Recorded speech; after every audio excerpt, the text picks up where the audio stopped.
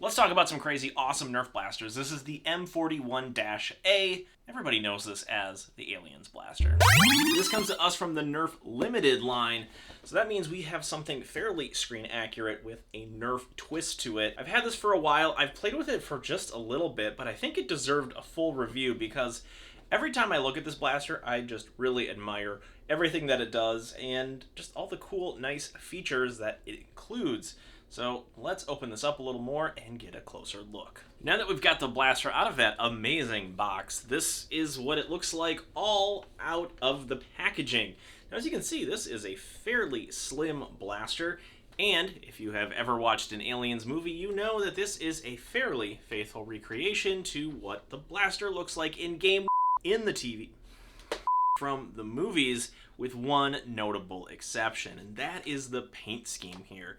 And as you can tell, it has the safety yellow as well as some stripes here. While it doesn't look like the actual prop from the movie, it does give a nod to another piece of Aliens lore, the power loader. But here's the thing, we cannot expect Nerf to put a military green, fairly realistic looking blaster even on digital store shelves. There were gonna have to be some compromises made, and luckily we still have a very nice homage to Aliens. This is a flywheel-based blaster. It has the magazine right here, and I can release it, and you can kind of get a look. The one notable difference is it has some logos here on the bottom of it to make it look a little more screen accurate.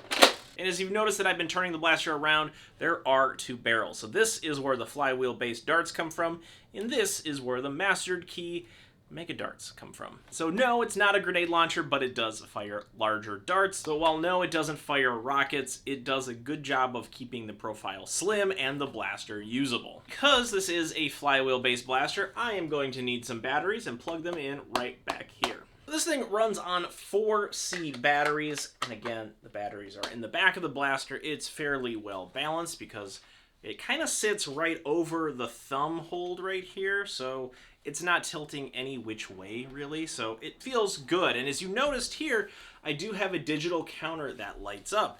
And if I wanted to, I can kind of adjust this, and listen, listen, listen, listen. There's a digital counter here that I can adjust how many darts are in the magazine at any given time. And when I press the trigger, you can see that it counts down to 0. Removing the mag, inserting it again, counts me right back up to 10. Now, as you heard, those C batteries also power some of the sounds with this blaster. I'm gonna give you another listen because there's something that's really cool that happens when I reach 0 on the counter here. It has that distinct click, click, click, click, click, like there are no more darts left in the magazine. There we go. Let's get some darts out of this thing here. I think it's time to put a mega dart in the front barrel here and launch our master key blaster and see what happens. It's one of those perfect combinations of a function and some sounds all working together to make this blaster even more fun. Master key out front in this blaster is an interesting choice because it's something that people in the Nerf modding community have been doing for years, but I haven't seen something like this configured on an official Nerf product, I don't think ever. You can consider this part right here its own Nerf blaster, and this part, like around this area here, a separate Nerf blaster, and they're just all stuck together, but this is done in a way that's factory molded, something that the Nerf modding community doesn't have the luxury of having the ability to do.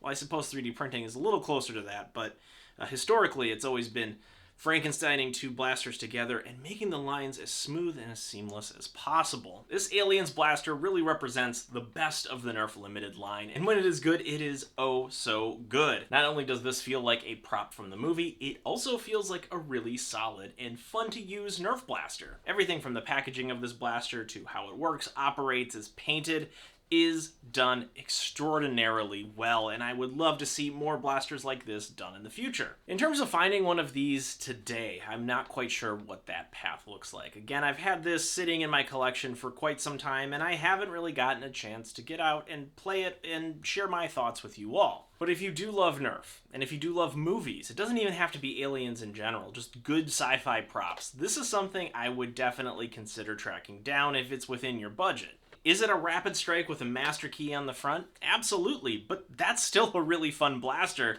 and I don't have one of those in an Aliens style M41-A. Out of sheer curiosity, I'm going to take out this magazine right here and try some other ones just to see if it's all compatible or there's something weird going on here with this magazine. Here we have a Dino Squad 10-round magazine. Let's load that in there, see if it works. It does not work. I know this is probably not going to work, but I have to try it anyway. This is the Nerf Titan CS50 magazine, and does this fit? Does it fit? No, it does not fit. All right, here we go. Here's an N-Strike 18-round clear mag. I believe this one actually came with the Rapid Strike, which would be fitting for this blaster. Does it work? No, it doesn't work. Now, the reason it doesn't work is because this mag is perfectly straight, and if you notice this one right here, there is a bump on the side, which makes it incompatible with the Aliens blaster. There's really no objective rating that you can give a blaster like this because it elicits so many different reactions depending on who holds it. But my overall take on this is it's extremely well done. It's lovingly crafted, and it is a solidly built blaster that is worthy of the Nerf Limited name. I don't get the impression that this was just, hey, we have the Aliens license, let's just throw something out the door. No, like, this was really well done, really well thought of, and has nods to not only just Aliens, but the Nerf community at large. I really feel like this master key out front here is a tip of the hat, maybe in just the smallest way, to the larger Nerf community that makes incredible blasters possible, where we normally wouldn't think we'd get something like this. What do you think about the Nerf Limited line, specifically this Aliens blaster? I really feel like this is the pinnacle of the Nerf Limited series, but again, there are probably more Nerf Limited blasters that we'll see in the future. If you like Nerf blasters, if you like action figures, please consider giving me a follow, and thanks for watching. We'll see you next time.